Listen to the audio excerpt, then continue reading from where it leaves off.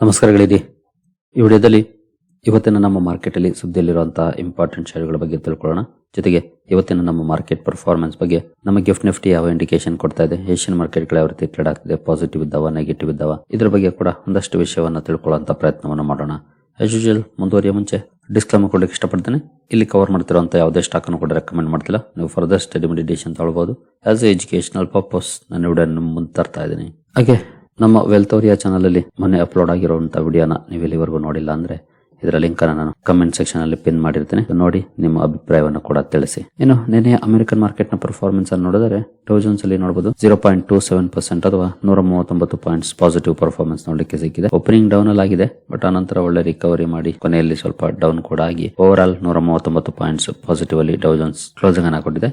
Nasdaq ಕಡೆ ಬಂದ್ರೆ ಇಲ್ಲಿ 1.3% ಅಥವಾ 336 ಪಾಯಿಂಟ್ಸ್ ಪಾಸಿಟಿವ್ ಪರ್ಫಾರ್ಮೆನ್ಸ್ ನೋಡಲಿಕ್ಕೆ ಸಿಕ್ಕಿದೆ. ಓಪನಿಂಗ್ ಸ್ವಲ್ಪ ಅಪ್ಪಲ್ ಆಗಿದೆ, ನಂತರ ಇನ್ನು ಮೇಲೆ ಹೋಗಿ ಮತ್ತೆ ಡೌನ್ ಕೂಡ ಆಗಿ ಮತ್ತೆ ಒಳ್ಳೆ ರಿಕವರಿಯನ್ನು ಮಾಡಿದೆ. ವಾಲಟೈಲ್ ಪರ್ಫಾರ್ಮೆನ್ಸ್ ಇದೆ, ಬಟ್ ಮೋರ್ ದನ್ 1% ಪಾಸಿಟಿವ್ ಅಲ್ಲಿ ನಾಸ್ಡಾಕ್ ಕ್ಲೋಸಿಂಗ್ ಅನ್ನ ಕೊಟ್ಟಿದೆ. ಇನ್ನು ನಮ್ಮ ಮಾರ್ಕೆಟ್ ನ FIS DIS ಆಕ್ಟಿವಿಟಿ ಕಡೆ ಬಂದ್ರೆ ನಿನ್ನೆ FIS 232 ಕೋಟಿ ನೆಟ್ ಸೆಲ್ಲಿಂಗ್ ಅನ್ನ ಮಾಡಿದ್ದಾರೆ. DIS 2057 ಕೋಟಿ ನೆಟ್ ಬೈಯಿಂಗ್ ಅನ್ನ ಮಾಡಿದ್ದಾರೆ. ಲಾಸ್ಟ್ 4 ಸೆಷನ್ಸ್ ಅಲ್ಲಿ ಬೈಯಿಂಗ್ ಅನ್ನ ಮಾಡಿದ್ರು FIS, ಬಟ್ ನಿನ್ನೆ ಸ್ವಲ್ಪ ಮಟ್ಟಿಗೆ ಸೆಲ್ಲಿಂಗ್ ಅನ್ನ ಮಾಡಿದ್ದಾರೆ. ನೋಡೋಣ ಇವತ್ತು ಯಾವ ರೀತಿ ಇರುತ್ತೆ ಅವರ ಕಡೆಯಿಂದ ರೆಸ್ಪಾನ್ಸ್. ಇನ್ನು ಮಿಡ್ಲ್ ಈಸ್ಟ್ ಅಲ್ಲಿ ಸಮಸ್ಯೆಗಳು ಇನ್ನು ಜಾಸ್ತಿಯಾಗಿ ಇದ್ದಾವೆ. ಅಲ್ಲಿಂದೇನು ಒಳ್ಳೆ ಸುದ್ದಿಗಳು ಬರ್ತಿಲ್ಲ. ಅಮೆರಿಕ ಇರಾನ್ ಎರಡು ಕೂಡ ಒಬ್ಬರಿಗೊಬ್ರು ಅಟ್ಯಾಕ್ ಅನ್ನ ಮಾಡ್ಕೊಳ್ತಿದ್ದಾರೆ.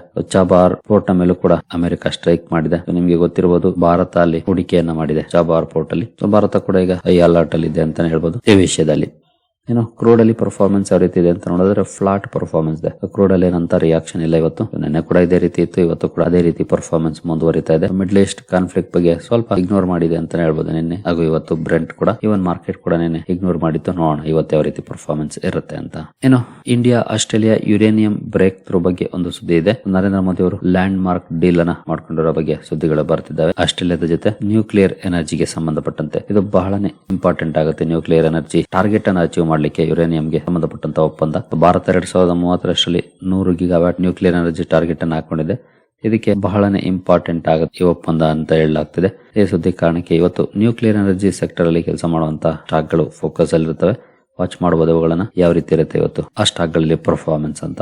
ಇನ್ನು ಮುಂದುವರಿಯ ಮುಂಚೆ ಡಿಸ್ಕ್ರಿಪ್ಷನ್ ಅಲ್ಲಿ ಅಕೌಂಟ್ ಅನ್ನು ಓಪನ್ ಮಾಡ್ಕೊಳ್ಳುವಂತ ಲಿಂಕ್ ಇರುತ್ತೆ. ಇಂಟ್ರೆಸ್ಟ್ ಇರೋರು ಅಕೌಂಟ್ ಅನ್ನು ಓಪನ್ ಮಾಡ್ಕೊಳ್ಳಬಹುದು. ಹೂಡಿಕೆಗೆ ಸಂಬಂಧಪಟ್ಟಂತೆ ನಿಮ್ಗೆ ಏನಾದ್ರು ಸಪೋರ್ಟ್ ಬೇಕು ಅಂದ್ರೆ ಇಲ್ಲಿರುವಂತಹ ನಂಬರ್ಗಳ ಮೂಲಕ ನಮ್ಮ ಟೀಮ್ ನ ಸಂಪರ್ಕ ಮಾಡಬಹುದು. ಬಟ್ ಸಪೋರ್ಟ್ ಸಿಗಬೇಕು ಅಂದ್ರೆ ನೀವು ನಮ್ಮ ಮೂಲಕ ಅಕೌಂಟ್ ಅನ್ನು ಓಪನ್ ಮಾಡ್ಕೊಂಡಿರಬೇಕಾಗುತ್ತೆ. ಹಾಗಾಗಿ ಡಿಸ್ಕ್ರಿಪ್ಷನ್ ಅಲ್ಲಿ ಇರುವಂತಹ ಲಿಂಕ್ ಅನ್ನು ಬಳಸಿಕೊಂಡು ಅಕೌಂಟ್ ಅನ್ನು ಓಪನ್ ಮಾಡಿಕೊಂಡು ಸಂಪರ್ಕ ಮಾಡಬಹುದು. ಇವತ್ತು ಡಿಕ್ಸಾನ್ ಟೆಕ್ನಾಲಜೀಸ್ ಫೋಕಸ್ ಅಲ್ಲಿ ಇರುತ್ತೆ. ಕಾರಣ ನೋಡಬಹುದು, government clears Vivo Dixon joint venture under press note 3 norms. Vivo ಜೊತೆ ಏನು ಜಾಯಿಂಟ್ ವೆಂಚರ್ ಅನ್ನ ಮಾಡ್ಕೊಂಡಿತ್ತು ಕಂಪನಿ, ಅದಕ್ಕೆ ಅಪ್ರೂವಲ್ ಅನ್ನ ಕೊಟ್ಟಿದೆ ಸರ್ಕಾರ. ಈ ಸುದ್ದಿ ಕಾರಣಕ್ಕೆ ಸ್ಟಾಕ್ ಫೋಕಸ್ ಅಲ್ಲಿ ಇರುತ್ತೆ. ಈ ಹಿಂದೆನೆ ಈ ಸುದ್ದಿ ಬಂದಿತ್ತು, ಬಟ್ ಈಗ ಸರ್ಕಾರದಿಂದ ಅಪ್ರೂವಲ್ ಸಿಕ್ಕಿದೆ. 51-49% ಅಲ್ಲಿರುವಂತ ಜಾಯಿಂಟ್ ವೆಂಚರ್ ಇದು. ಈ ಸುದ್ದಿ ಕಾರಣಕ್ಕೆ ಇವತ್ತು ಡಿಕ್ಸಾನ್ ಟೆಕ್ನಾಲಜೀಸ್ ಫೋಕಸ್ ಅಲ್ಲಿ ಇರುತ್ತೆ. ಸ್ಟಾಕ್ ಅನ್ನ ವಾಚ್ ಮಾಡಬಹುದು ಯಾವ ರೀತಿ ರಿಯಾಕ್ಷನ್ ಇರುತ್ತೆ ಅಂತ. ಇನ್ನು TCS ರಿಸಲ್ಟ್ ಅನ್ನ ರಾತ್ರಿ ವಿಡಿಯೋದಲ್ಲಿ ನೋಡಿದ್ವಿ. ಇನ್ ಕೇಸ್ ಇಲ್ಲಿವರೆಗೂ ನೋಡಿಲ್ಲ ಅಂದ್ರೆ ರಾತ್ರಿ ವಿಡಿಯೋ ನೋಡಿ ರಿಸಲ್ಟ್ ಅನ್ನ ಈಗಾಗಲೇ ಡೀಟೇಲ್ ಆಗಿ ಕವರ್ ಮಾಡಿದ್ದೀನಿ. ಕಂಪನಿ ಮ್ಯಾನೇಜ್ಮೆಂಟ್ ಏನ್ ಹೇಳಿದೆ ಅಂತ ಕೂಡ ನೋಡಬಹುದು. ಎಸ್ಪೆಷಲಿ AI ರೆವೆನ್ಯೂಗೆ ಸಂಬಂಧಪಟ್ಟಂತೆ TCS AI revenue remains lumpy project last 1 to 2 quarters. 1 ರಿಂದ 2 ಕ್ವಾರ್ಟರ್ ಅಲ್ಲಿ ಪ್ರಾಜೆಕ್ಟ್ ಗಳು ಮುಗಿಯುತ್ತೆ AI ರೆವೆನ್ಯೂಗೆ ಸಂಬಂಧಪಟ್ಟಂತವು ಅಂತ ಹೇಳಿಕೆಯನ್ನ ಕೊಟ್ಟಿದೆ. ಹಾಗೆ ಇದ್ರ ಜೊತೆಗೆ AI won't lead to head count reduction at TCS ಅಲ್ಲಿ AI ಕಾರಣಕ್ಕೆ ಎಂಪ್ಲಾಯೀಸ್ ಕೌಂಟ್ ಕಡಿಮೆ ಆಗಲ್ಲ ಅನ್ನುವಂತ ಮಾತನ್ನ ಮ್ಯಾನೇಜ್ಮೆಂಟ್ ಹೇಳಿದೆ. ಇದ್ರ ಜೊತೆಗೆ ವೆಸ್ಟ್ ಏಷ್ಯಾ ಲೆಡ್ ಜಿಯೋಪೊಲಿಟಿಕಲ್ ಟೆನ್ಷನ್ಸ್ ಏನಿದೆ ಅದು ಡಿಸ್ಕ್ರಿಷನರಿ ಸ್ಪೆಂಡಿಂಗ್ ಅನ್ನ ಲೇಟ್ ಮಾಡ್ತಿದೆ ಅನ್ನುವಂತ ಮಾತನ್ನು ಹೇಳಿದರೆ, ಜೊತೆಗೆ Q2 ನಲ್ಲಿ ಒಂದಷ್ಟು ರಿಕವರಿ ಆಗ್ಬಹುದು ಅನ್ನುವಂತ ಸ್ಟೇಟ್ಮೆಂಟ್ ಅನ್ನು ಕೂಡ ಕಂಪನಿಯ ಮ್ಯಾನೇಜ್ಮೆಂಟ್ ಕೊಟ್ಟಿದೆ. ಹೋಪ್ಸ್ ಇಟ್ಕೊಂಡಿದೆ ಅಂತ ಹೇಳ್ಬೋದು ರಿಕವರಿಗೆ ಸಂಬಂಧಪಟ್ಟಂತೆ. ಇದನ್ನ ನೋಡಿದ್ರೆ ಇನ್ನು ಮೋತಿಲಾಲ್ ಓಸ್ವಾಲ್ ಅವರು ಬುಲ್ಲಿಶ್ ಟಾರ್ಗೆಟ್ ಅನ್ನ ಕೊಡ್ತಿದ್ದಾರೆ. ಕಾರಣ better than expected commentary keeps Motilal Oswal bullish. ಕಂಪನಿಯ ಮ್ಯಾನೇಜ್ಮೆಂಟ್ ಕಮೆಂಟ್ರಿ ಏನ್ ಕೊಟ್ಟಿದೆ ಎಕ್ಸ್ಪೆಕ್ಟೇಷನ್ ಗಿಂತೂ ಚೆನ್ನಾಗಿದೆ ಅನ್ನುವಂತ ಅಪ್ಡೇಟ್ ಅನ್ನ ಮೋತಿಲಾಲ್ ಓಸ್ವಾಲ್ ಅವರು ಕೊಡ್ತಿದ್ದಾರೆ. ನೋಡೋಣ TCS ಅಲ್ಲಿ ಇವತ್ತು ಯಾವ ರೀತಿ ರಿಯಾಕ್ಷನ್ ಬರುತ್ತೆ ಈ ಸುದ್ದಿಗೆ ಅಂತ. ಇನ್ನು ನೆನೆ ನಮ್ಮ ADR ಗಳಲ್ಲಿ ಯಾವ ರೀತಿ ಪರ್ಫಾರ್ಮೆನ್ಸ್ ಬಂತು, ಎಸ್ಪೆಷಲಿ ಇನ್ಫೋಸಿಸ್ ಹಾಗೂ ವಿಪ್ರೋದಲ್ಲಿ ಯಾವ ರೀತಿ ಪರ್ಫಾರ್ಮೆನ್ಸ್ ಬಂದಿದೆ after TCS results. Infosys ADR ಅಲ್ಲಿ ನೋಡಬಹುದು 1.83% ಪಾಸಿಟಿವ್ ಪರ್ಫಾರ್ಮೆನ್ಸ್ ನೋಡಲಿಕ್ಕೆ ಸಿಕ್ಕಿದೆ. ಇನ್ನು ವಿಪ್ರೋ ADR ಅಲ್ಲಿ 1.09% ಪಾಸಿಟಿವ್ ಪರ್ಫಾರ್ಮೆನ್ಸ್ ಇದೆ. ಅಂದ್ರೆ ರಿಯಾಕ್ಷನ್ ಪಾಸಿಟಿವ್ ಇದೆ. TCS IT ಸೆಕ್ಟರ್ ನ ಮಾರ್ಕೆಟ್ ಲೀಡರ್ ನಮ್ಮ ಇಂಡಿಯನ್ ಮಾರ್ಕೆಟ್ ಅಲ್ಲಿ, ಅದರ ರಿಸಲ್ಟ್ ಇವುಗಳ ಮೇಲೆ ಕೂಡ ಇಂಪ್ಯಾಕ್ಟ್ ಮಾಡುತ್ತೆ. ADR ಗಳ ಪರ್ಫಾರ್ಮೆನ್ಸ್ ನೋಡಿದ್ರೆ ಮೇ ಬಿ ಇವತ್ತು ಒಂದಷ್ಟು ಪಾಸಿಟಿವ್ ರಿಯಾಕ್ಷನ್ ಬರುವಂತ ಸಾಧ್ಯತೆಗಳು ಹೆಚ್ಚಿದೆ. Let's hope for the best. ಏನು ಅವೆಲ್ಸ್ ಇಂಡಿಯಾ ಲಿಮಿಟೆಡ್ ಇವತ್ತು ಫೋಕಸ್ ಅಲ್ಲಿರುತ್ತೆ. ಕಾರಣ company battery energy storage segment ಗೆ ಇಳಿತಾ ಇದೆ ಬಿಸ್ನೆಸ್ ಗೆ ಥ್ರೂ ಸ್ಟ್ರಾಟಜಿಕ್ ಕೊಲಾಬರೇಷನ್ ಮೂಲಕ.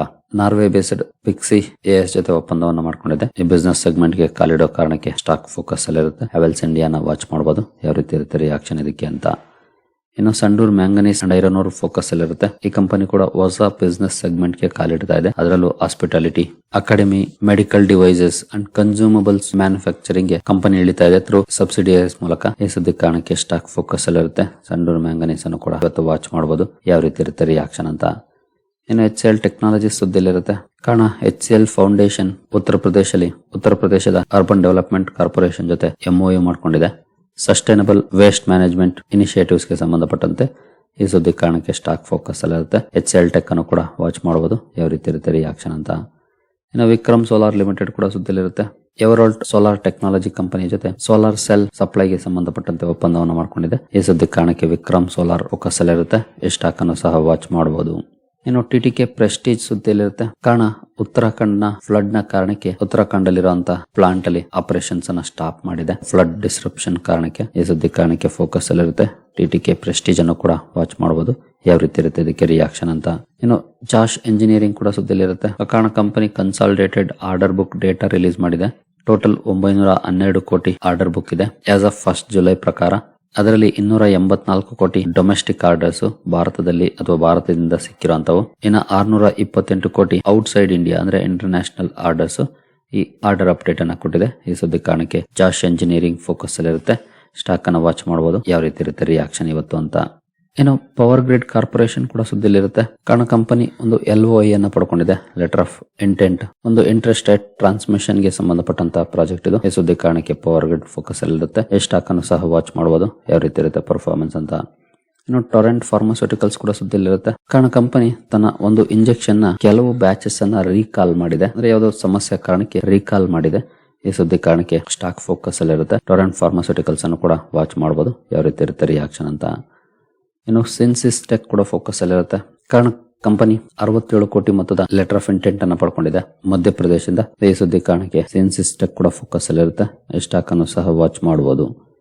ಇನ್ನು ಅಪೋಲೋ ಮೈಕ್ರೋ ಸಿಸ್ಟಮ್ಸ್ ಕೂಡ ಸುದ್ದಿಲಿರುತ್ತೆ. ಅಪೋಲೋ ಮೈಕ್ರೋ ಸಿಸ್ಟಮ್ಸ್ ನ ಜೊತೆಗೆ ಪ್ರೀಮಿಯರ್ ಎಕ್ಸ್ಪ್ಲೋಸಿವ್ಸ್ ರಾತ್ರಿ ವಿಡಿಯೋದಲ್ಲಿ ಈಗಾಗಲೇ ಇದ್ರ ಬಗ್ಗೆ ಅಪ್ಡೇಟ್ ಅನ್ನ ಕೊಟ್ಟಿದ್ದೆ. ಪ್ರೀಮಿಯರ್ ಎಕ್ಸ್ಪ್ಲೋಸಿವ್ಸ್ ಅಲ್ಲಿ ಮೆಜಾರಿಟಿ ಸ್ಟೇಕ್ ಅನ್ನ ಅಕ್ವೈರ್ ಮಾಡ್ಕೊಳ್ಳೋ ಬಗ್ಗೆ ಸುದ್ದಿಗಳು ಬಂದಿದ್ವು ರಿಪೋರ್ಟ್ಸ್ ಮೂಲಕ. ಈಗ ಕಂಪನಿನೇ ಸ್ವತಃ ಹೇಳಿದೆ ಇದನ್ನ. ಪ್ರೀಮಿಯರ್ ಎಕ್ಸ್ಪ್ಲೋಸಿವ್ಸ್ ನ ಪ್ರಮೋಟರ್ ಗ್ರೂಪ್ AKS ಫ್ಯಾಮಿಲಿ ಜೊತೆ ಒಪ್ಪಂದವನ್ನು ಮಾಡ್ಕೊಂಡಿದೆ. ಅಪೋಲೋ ಮೈಕ್ರೋ ಸಿಸ್ಟಮ್ಸ್ 41% ಸ್ಟೇಕ್ ಅನ್ನ ಅಕ್ವೈರ್ ಮಾಡ್ಕೊಳ್ಳೋ ಬಗ್ಗೆ. ಜೊತೆಗೆ ಓಪನ್ ಆಫರ್ ಅನ್ನು ಕೂಡ ಲಾಂಚ್ ಮಾಡಿದೆ 698 ರೂಪಾಯಿ ಪರ್ ಶೇರ್ ಕೊಡೋ ಬಗ್ಗೆ. ಈ ಸುದ್ದಿ ಕಾರಣಕ್ಕೆ ಪ್ರೀಮಿಯರ್ ಎಕ್ಸ್ಪ್ಲೋಸಿವ್ಸ್ ಅಂಡ್ ಅಪೋಲೋ ಮೈಕ್ರೋ ಸಿಸ್ಟಮ್ಸ್ ಎರಡು ಸ್ಟಾಕ್ ಗಳು ಫೋಕಸ್ ಅಲ್ಲಿರ್ತವೆ. ಎರಡನ್ನು ಸಹ ವಾಚ್ ಮಾಡಬಹುದು ಯಾವ ರೀತಿ ಇರುತ್ತೆ ಎರಡರ ಪರ್ಫಾರ್ಮೆನ್ಸ್ ಇವತ್ತು ಅಂತ. ನಂತರ 197 ಕಮ್ಯುನಿಕೇಶನ್ ಅಥವಾ ಪೇಟಿಎಂ ಫೋಕಸ್ ಅಲ್ಲಿರುತ್ತೆ. ಕಾರಣ ಕಂಪನಿ ಇಂಡೋನೇಷ್ಯಾದ ಫ್ಲಿಪ್ ಜೊತೆ ಒಪ್ಪಂದವನ್ನು ಮಾಡಿಕೊಂಡಿದೆ. ಇಂಡೋನೇಷ್ಯಾದಲ್ಲಿ ಸೌಂಡ್ ಬಾಕ್ಸ್ ಟೆಕ್ನಾಲಜಿಯನ್ನ ಡಿಪ್ಲಾಯ್ ಮಾಡೋದಕ್ಕೆ. ಈ ಸುದ್ದಿ ಕಾರಣಕ್ಕೆ 197 ಕಮ್ಯುನಿಕೇಶನ್ ಅಥವಾ ಪೇಟಿಎಂ ಫೋಕಸ್ ಅಲ್ಲಿರುತ್ತೆ. ಈ ಸ್ಟಾಕ್ ಅನ್ನು ಸಹ ವಾಚ್ ಮಾಡಬಹುದು ಇವತ್ತು ಯಾವ ರೀತಿ ಇರುತ್ತೆ ರಿಯಾಕ್ಷನ್ ಅಂತ. ಏನು ನಿನ್ನೆ ಆನಂದ್ ರತಿ ವೆಲ್ತ್ ನ ರಿಸಲ್ಟ್ ಕೂಡ ಅನೌನ್ಸ್ ಆಗಿದೆ. ಪ್ರಾಫಿಟ್ ನೋಡಬಹುದು 60% ಅಪ್ ಆಗಿದೆ. ನೆಟ್ ಪ್ರಾಫಿಟ್ ಅಂದ್ರೆ 59.7% ಅಂದ್ರೆ ನಿಯರ್ಲಿ 60% ಅಪ್ ಆಗಿದೆ. 102 ಕೋಟಿ ಇದ್ದದ್ದು 163 ಕೋಟಿಗೆ ಜಂಪ್ ಆಗಿದೆ. ಇನ್ನು ಟೋಟಲ್ ಇನ್ಕಮ್ ಕೂಡ 22.6% ಅಪ್ ಆಗಿದೆ. 344 ಕೋಟಿಯಿಂದ 422 ಕೋಟಿಗೆ ಜಂಪ್ ಆಗಿದೆ. ಹಾಗೆ ಮ್ಯೂಚುವಲ್ ಫಂಡ್ ಸ್ಪಾನ್ಸರ್ ಆಗಿ ಆಕ್ಟ್ ಮಾಡ್ಲಿಕ್ಕೆ ಸೆಬಿ ಅಪ್ರೂವಲ್ ಗೆ ಕೂಡ ಕಂಪನಿ ಅಪ್ಲೈ ಮಾಡಿದೆ. ಜೊತೆಗೆ ನ್ಯೂ AMC ಫಾರ್ಮ್ ಮಾಡೋ ಬಗ್ಗೆ ಕೂಡ ಕಂಪನಿ ಅಪ್ಡೇಟ್ ಅನ್ನ ಕೊಟ್ಟಿದೆ ಆಫ್ಟರ್ ಸೆಬಿ ಅಪ್ರೂವಲ್. ಈ ಎಲ್ಲ ಸುದ್ದಿ ಕಾರಣಕ್ಕೆ ಆನಂದ್ ರತಿ ವೆಲ್ತ್ ಕೂಡ ಫೋಕಸ್ ಅಲ್ಲಿರುತ್ತೆ. ಸ್ಟಾಕ್ ಅನ್ನ ವಾಚ್ ಮಾಡಬಹುದು ಯಾವ ರೀತಿ ಇರುತ್ತೆ ಇದಕ್ಕೆ ರಿಯಾಕ್ಷನ್ ಅಂತ. ಇನ್ನು ಪ್ರೈಮರಿ ಮಾರ್ಕೆಟ್ ಕಡೆ ಬಂದ್ರೆ ಕುಸುಮ್ಗರ್ IPO ದ ಕ್ಲೋಸಿಂಗ್ ಡೇ ಆಗಿರುತ್ತೆ ಇವತ್ತು. ಇಂಟ್ರೆಸ್ಟ್ ಇರೋರು ಸ್ಟಡಿ ಮಾಡಿ ಡಿಸಿಷನ್ ತಗೊಳ್ಬಹುದು. 37% ಪ್ರೀಮಿಯಂ ಆಸ್ ಆಫ್ ನಾವು ನೋಡ್ಲಿಕ್ಕೆ ಕಾಣ್ತಾ ಇದೆ. ಇವತ್ತು ಲಾಸ್ಟ್ ಡೇ ಆಗಿರುತ್ತೆ ಸಬ್ಸ್ಕ್ರಿಪ್ಷನ್ ಗೆ ಕುಸುಮ್ಗರ್ IPO ಗೆ.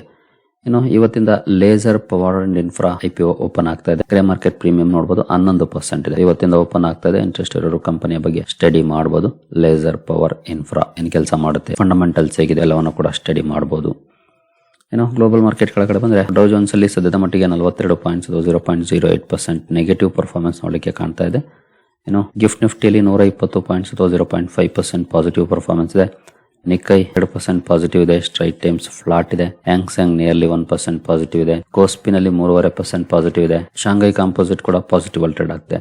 ಅಂದ್ರೆ ಏಷ್ಯನ್ ಕ್ಯೂಸ್ ಹಾಗೂ ಗಿಫ್ಟ್ ನಿಫ್ಟಿ ಎರಡು ಕೂಡ ಬಿಗ್ ಪಾಸಿಟಿವ್ ಇಂಡಿಕೇಶನ್ಸ್ ಅನ್ನ ಕೊಡ್ತಾ ಇದಾವೆ. ಒಳ್ಳೆ ಬೆಳವಣಿಗೆ ಸದ್ಯದ ಮಟ್ಟಿಗೆ ನೋಡಲಿಕ್ಕೆ ಸಿಗ್ತಾ ಇರೋಂಥದ್ದು. ಇನ್ನು ಕ್ರೂಡ್ ಆಯಿಲ್ ಕೂಡ ನಾರ್ಮಲ್ ಪರ್ಫಾರ್ಮೆನ್ಸ್ ಇದೆ, ಫ್ಲಾಟ್ ಇದೆ, ಒಳ್ಳೆ ಬೆಳವಣಿಗೆ ಅದು ಕೂಡ. ಗೋಲ್ಡ್ ಕೂಡ ಫ್ಲಾಟ್ ಆಗಿ ಟ್ರೇಡ್ ಆಗ್ತಾ ಇದೆ ಇವತ್ತು. ಇನ್ನು ನಿನ್ನೆ INR 0.2% ಸ್ಟ್ರಾಂಗ್ ಆಗಿದೆ. ನೋಡೋಣ ಇವತ್ತು ಯಾವ ರೀತಿ ಇರುತ್ತೆ ಅಂತ.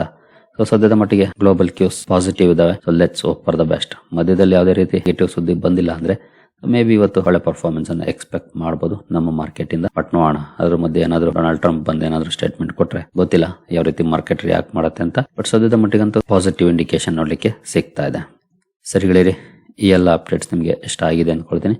ಹಾಗೆ ಡಿಸ್ಕ್ರಿಪ್ಷನ್ ಅಲ್ಲಿ ಅಕೌಂಟ್ ನ ಓಪನ್ ಮಾಡ್ಕೊಳ್ಳುವಂತ ಲಿಂಕ್ ಇರುತ್ತೆ. ಇಂಟ್ರೆಸ್ಟ್ ಇರೋರು ಅಕೌಂಟ್ ಅನ್ನು ಓಪನ್ ಮಾಡ್ಕೊಳ್ಬಹುದು. ಮುಂದಿನ ವಿಡಿಯೋದಲ್ಲಿ ಸಿಗೋಣ. ಅಲ್ಲಿವರೆಗೂ ಜೈ ಹಿಂದ್, ಜೈ ಕರ್ನಾಟಕ.